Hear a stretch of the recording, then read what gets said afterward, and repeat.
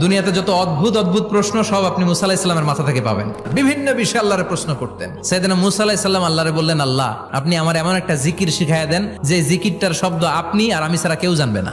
দিনে রাতে সব সময় এই জিকির আমি করব, আপনারে ডাকবো, কিন্তু শর্ত হলো এই জিকিরটা জানবে শুধু আপনি আর জানবো শুধু আমি। আল্লাহ বললেন, মুসা পড়ো লা ইলাহা ইল্লাল্লাহ। মুসা আলাইহিস সালাম কয়, মাবুদ এটা তো জাতীয় জিকির, সবাই জানে। আমি তো চাইছি এক্সেলেন্ট একটা জিকির, কারো কাছে নাই, শুধু আমি জানবো আর আমি পড়বো। আল্লাহ বললেন, মুসা এই লা ইলাহাকে যদি এক পাল্লায় রেখে দাও, তাম বিশ্ব, 7 আকাশ 7 জমিনটারে তুলে যদি তুমি আরেক পাল্লায় রেখে দাও, লা রাজাহাত কাফাতু লা ইলাহা ইল্লাল্লাহ, মুহূর্তের মধ্যে লা ইলাহার পাল্লা ভারী হয়ে যাবে।